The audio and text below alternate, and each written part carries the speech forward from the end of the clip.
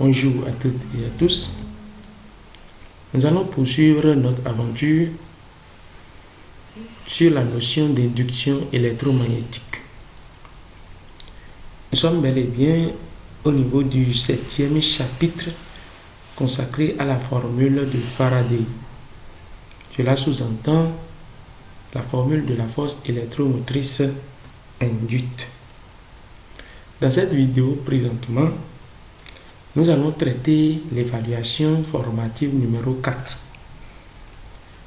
Dans cet exercice, nous allons trouver une application de la formule de Faraday qui va nous permettre de donner le sens du courant induit qui se crée dans cette bobine par phénomène d'induction électromagnétique. Le contexte de l'évaluation dit ceci. La bobine est disposée dans un champ magnétique B perpendiculaire au plan de ses spires. Alors, nous voyons ici une bobine rectangulaire de côté C égale à 3 cm et de côté B égale à 2 cm. La bobine est orientée dans ce sens. Voilà le sens d'orientation positif des spires de cette bobine. Alors, le nombre de spires est égal à 20. Donc, cette bobine a 20 spires. On dit que la bobine baigne dans un champ magnétique perpendiculaire au plan de ses spires.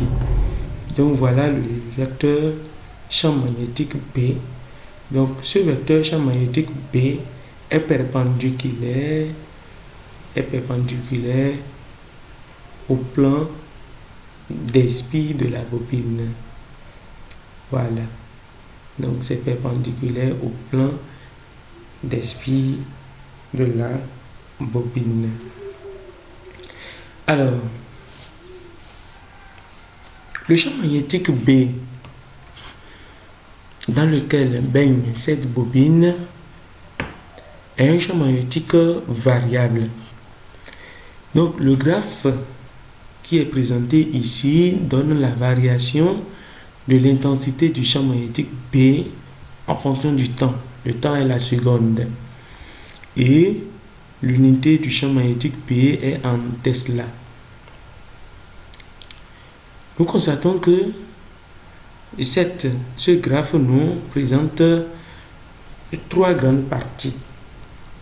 Dans la première partie, précisément de 0 seconde à 1 seconde, nous constatons que l'intensité du champ magnétique croît, d'accord, de 0 jusqu'à 0,25 Tesla. De 1 seconde à 4 secondes, l'intensité du champ magnétique reste constante et de 4 secondes à 6 secondes, l'intensité du champ magnétique décroît de 0,25 Tesla à 0 Tesla. Donc vous voyez bel et bien que l'intensité du champ magnétique B dans lequel baigne la bobine est variable. Et nous identifions bel et bien trois grandes phases de variation de l'intensité du champ magnétique B. La question est celle-ci. Représenter graphiquement la variation de la force électromotrice induite dans la bobine. Voilà, la question elle est très simple, c'est une seule question. Donc, nous allons juste réfléchir un peu juste pour trouver les valeurs des forces électromotrices induites dans la bobine dans chaque phase et trouver une échelle convenable pour pouvoir représenter ces forces électromotrices induites dans la bobine. Donc, il n'y a rien à craindre. Nous allons juste commencer. Alors, pour commencer, je reprends la bobine telle qu'elle est présentée dans le support avec son sens d'orientation positif. Voilà le sens d'orientation positif de la bobine. Alors, pour mieux réussir mon exercice, la première des choses que je m'en vais faire, c'est de retrouver avec ce sens d'orientation le vecteur surface S vecteur de cette bobine. Alors, j'ai le choix d'utiliser soit la règle du bonhomme d'ampère, soit la règle du tire-bouchon, soit la règle de la main droite. Si vous voulez maîtriser ces règles, je vous invite à aller suivre la vidéo que nous avons faite sur le vecteur surface. Ici, moi je choisis la règle de la main droite qui stipule que on positionne la main droite de telle sorte que le sens d'orientation sort par les 4 doigts et on empoigne la bobine de telle sorte que le sens d'orientation sort par les 4 doigts. Alors voilà, vous voyez un peu, la main droite empoigne la bobine dans le sens d'orientation, le pouce écarté indique le sens et la direction du vecteur surface S. Bien, nous voulons représenter graphiquement la variation de la force électromotrice induite. D'après la loi de Faraday, la force électromotrice, notée petit e, est égale à l'opposé de la dérivée première par rapport au temps du flux magnétique. Donc nous irons chercher dans ce contexte l'expression du flux magnétique. Le flux magnétique est égal au produit scalaire du vecteur champ magnétique B et du vecteur surface S multiplié par le nombre de spis grand N. Les propriétés du produit scalaire veulent qu'on écrive grand N fois B fois S fois le cosinus de l'angle formé par le vecteur surface S et le vecteur champ magnétique B. Alors, ici maintenant, nous constatons que le vecteur surface S et le vecteur champ magnétique B sont collinéaires de même sens. Alors, l'angle formé par B vecteur et S vecteur est égal à 0. Donc, θ devient 0 degré. 0 de cosinus de 0 degré, ça fait bel et bien 1. Donc, le flux revient, la formule revient à NBS. Alors, je remplace l'expression du flux. D'accord, dans l'expression de la force électromotrice induite. Je remplace ça dedans. Voilà, c'est ce que j'ai. J'ai juste remplacé l'expression du flux dans l'expression de la force électromotrice induite. Alors, ici, je constate que le nombre de spis de notre bobine ne change pas, donc grand N est une constante. Je constate aussi que la surface de la bobine ne varie pas, donc grand S aussi est une constante. Et c'est seulement l'intensité du champ magnétique B qui varie. Donc, je peux enlever le grand N et le grand S. D'accord? Et l'opérateur dérivé premier par rapport au temps agira seulement sur B. Donc, voilà un peu ce que nous avons. Alors, si nous revenons à là, nous constatons que la surface, ça fait le côté C fois le côté B. Donc la surface donne C fois B. Bien, on continue. Nous continuons. Nous allons maintenant continuer phase par phase. Nous rappelons ce que nous avons retrouvé précédemment pour l'expression de la force électromotrice induite. Et nous constatons que le champ magnétique B varie suivant des successions de fonctions affines. Par exemple, de 0 à 1 seconde, la variation du champ magnétique B donne une fonction affine dont la loi peut être écrite sous la forme AT plus B, c'est-à-dire une droite. Même de 0 à 4 secondes, c'est aussi comme une droite.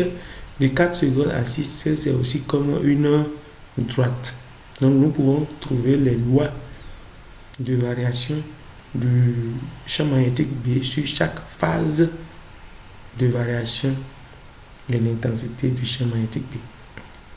Alors, si nous sommes d'accord que le champ magnétique varie suivant des fonctions affines, nous pouvons poser que BT égale à AT plus B sur une phase donnée. Alors, la dérivée du B par rapport au temps va donner juste la dérivée de AT plus B par rapport au temps. Et cette dérivée donne directement A, puisque petit b est une constante. Donc, ça donne A. Or, nous savons bien que A est le coefficient directeur de la fonction affine de la droite. Donc, le coefficient directeur n'est rien d'autre que la pente. La pente. Or, la pente, ça fait la variation de B sur la variation de T. Donc, le coefficient directeur petit a n'est rien d'autre que la pente, variation de B sur variation du temps. Donc, nous écrivons maintenant la force électromotrice induite égale à moins N fois CP fois A étant la pente. La pente. Alors, nous allons continuer de la plus belle des manières les études sur chaque phase. Sur la première phase, c'est de 0 à 1 seconde. Et comme nous l'avons dit, nous allons calculer la pente sur cette phase, qui n'est rien d'autre que la variation de l'intensité du champ magnétique B par rapport au temps. Donc ça fait, sur cette phase, ça fait 0,25 moins 0 et 1 moins 0. Et tout calcul bien fait donne 0,25 comme pente de cette phase. Alors, il me suffit simplement de remplacer le petit a que je viens de calculer par 0,25 et je calcule avec tous les autres. Le 20, c'est le nombre de spires. Le 0,03, c'est la longueur petit c de la spire. Le 0,02, c'est la longueur petit p de la spire. Et 0,25, c'est la pente, le coefficient directeur, voilà, que nous venons de calculer. Tout calcul bien fait, vous pouvez vérifier aussi, donne E1 égale à moins 3 millivolts. Donc, sur la première phase, l'intensité. Sur la première phase, la valeur de la force électromotrice induite est égale à moins 3 millivolts. Donc, comme je vous l'avais dit dans les vidéos précédentes, la formule de Faraday nous permet aussi de donner le sens du courant induit dans la bobine. Si vous calculez la force électromotrice induite et qu'elle est inférieure à 0, vous pouvez tirer comme conclusion que le courant induit circule dans le sens opposé au sens d'orientation de la spire que vous avez choisi. Ici, nous constatons que le E est inférieur à 0. Donc la conclusion est bel et bien que le courant induit circule dans le sens opposé au sens positif d'orientation de la spire que nous avons choisi. Alors, si la spire est orientée dans ce sens, d'accord, alors le courant induit va s'orienter dans ce sens. Le courant induit va s'orienter dans ce sens qui est un sens opposé au sens d'orientation que nous avons choisi. Alors, voilà, nous représentons II. II, ça veut dire intensité du courant induit. Voilà. Donc, nous continuons sur la deuxième phase. La deuxième phase, c'est de 1 seconde à 4 secondes. Là, nous allons calculer le coefficient directeur A2, qui n'est rien d'autre que la variation de B sur la variation du temps. Et ici, nous constatons que le coefficient directeur de cette droite est bel et bien égal à 0. Alors, 0,25 moins 0,25, c'est pour dire que le champ magnétique ne varie pas. Alors, si le champ magnétique ne varie pas, ça veut dire que le coefficient directeur est égal à 0. Donc, tout le reste multiplié par 0 donne E2 égal à 0 mV. Vous pouvez même déjà retrouver la valeur de la force électromotrice induite même sans calculer. Puisque s'il n'y a pas variation du flux magnétique, il n'y aura pas naissance d'une force électromotrice induite responsable du courant induit. Alors, si vous constatez que sur une phase donnée, le champ magnétique ne varie pas, alors vous pouvez conclure que le flux ne varie pas. Et si le flux ne varie pas, alors pas de force électromotrice induite, pas de courant induit. Donc ici aussi, c'est une démonstration mathématique qui confirme les expériences précédentes. Aucun courant induit ne circule dans le cadre de cette phase. Nous continuons avec la troisième phase de 4 secondes à 6 secondes. Sur cette phase, nous constatons que le champ magnétique diminue progressivement de 0,25 à 6 à 0, de 0,25 Tesla à 0. Donc le calcul du coefficient directeur donne moins 0,125 et tout calcul bien fait donne E3. E3, autant pour moi, E3, ici c'est bel et bien 3, qui donne 1,25 mV. Donc le courant induit circule dans le même sens que le sens d'orientation que nous avons choisi, puisque la force électromotrice que nous avons calculée est de valeur positive. Donc le courant induit circule dans ce sens, puisque E3 est supérieur à 0. E3 est supérieur à 0. Bien, alors le courant induit circule dans ce sens. Nous allons continuer. Un petit récapitulatif. Sur la première phase de 0 à 1 seconde, la force électromotrice induite vaut moins 3 mV. Sur la deuxième phase de 1 seconde à 4 secondes, la force électromotrice est nulle. Et sur la troisième phase de 4 secondes à 6 secondes, la force électromotrice est égale à 1,5 mV. Bien, nous choisissons, d'accord, un repère dans lequel nous allons représenter la force électromotrice induite. Sur l'axe des abscisses, nous avons mis le temps, d'accord, qui varie bien évidemment de 0 à 6 secondes. Et sur l'axe des ordonnées, nous avons mis les valeurs algébriques de la force électromotrice.